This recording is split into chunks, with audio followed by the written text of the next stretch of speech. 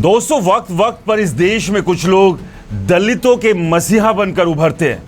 हाथ में संविधान, जुबान पर क्रांति के नारे और दिल में एक हिडन एजेंडा यानी सत्ता, प्रसिद्धि और धन का लालच। ये नेता जब दलित उत्थान की बात करते हैं तो लगता है मानो बाबा साहेब अंबेडकर ने स्वर्ग से इन्हें खास तौर पर भेजा हो। लेकिन इनके इरादों का सच एक वैचारिक और नैतिक तिजोरी में बंद रहता है, जो सिर्फ सत्ता और शोहरत की भूख को दर्शाता है।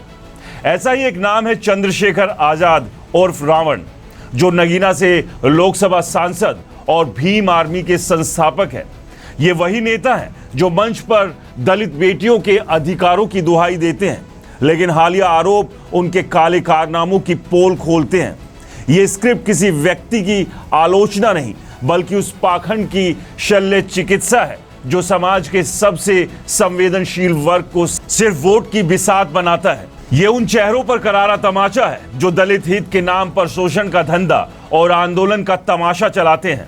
चंद्रशेखर आजाद जो खुद को दलितों का मसीहा बताते हैं, पर एक के बाद एक संगीन आरोप लगे हैं।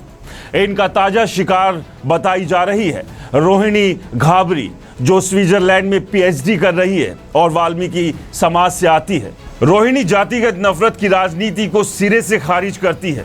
उन्होंने खुलकर कहा है कि उनके जीवन में एक ब्राह्मण पंडित का अहम योगदान रहा, जिनके मार्गदर्शन से वो संयुक्त राष्ट्र में भारत की आवाज बनकर उभरी। मंच से जय श्री राम का उद्घोष कर उन्होंने राम मंदिर को वैश्विक गौरव बताया और पाकिस्तान को खरी खोटी सुनाई। यानी वो ऐसी दलित महिला है जो नफरत नहीं, सहयोग की बात करती है। शायद यही बात चंद्रशेखर जैसे तथाकथित मसीहाओं को खटकती है। रोहिणी ने सोशल मीडिया प्लेटफॉर्म एक्स पर एक चौंकाने वाला खुलासा किया। उन्होंने एक चैट का स्क्रीनशॉट शेयर करते हुए दावा किया कि चंद्रशेखर ने एक 12 साल की बच्ची नेहा राजपूत का शोषण किया। उनके मुताबिक चंद्रशेखर ने ट्रेन में मिली इस बच्ची को अपने घर ले जाकर नौकरानी बनाया, उसका शारीरिक और मानसिक शोषण किया और फिर अपने भाई से उसकी शादी करा दी।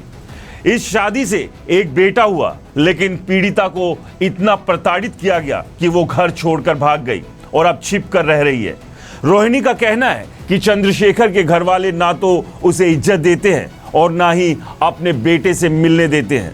रोहिणी ने यह भी दावा किया कि ऐसी कई लड़कियां हैं जिन्हें चंद्रशेखर ने बर्बाद किया। वो इन सभी को न्याय दिलाने की ठान चुकी है। ये पहली बार नहीं जब चंद्रशेखर पर ऐसे घिनौने आरोप लगे। 2023 में भी रोहिणी ने एक्स पर एक वीडियो शेयर किया था, जिसमें चंद्रशेखर वीडियो कॉल के दौरान रोते दिख रहे थे।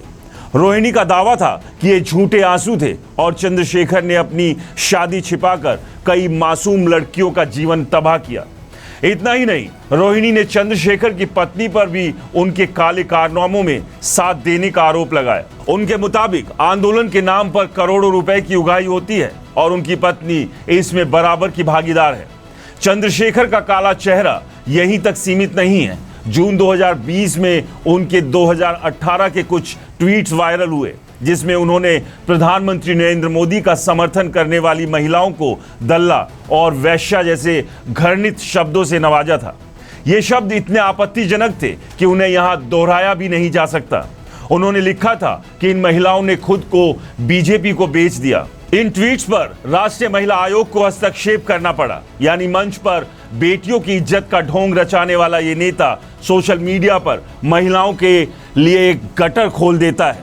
सवाल ये कि क्या यही वो नेता है जो खुद को नई राजनीति का प्रतीक बताता है, जो बाबा साहेब के नाम का सहारा लेकर दलित बेटियों को बरगलाता है? क्या ये दलितों की आवाज है या दलित बेटियों के डर का चेहरा?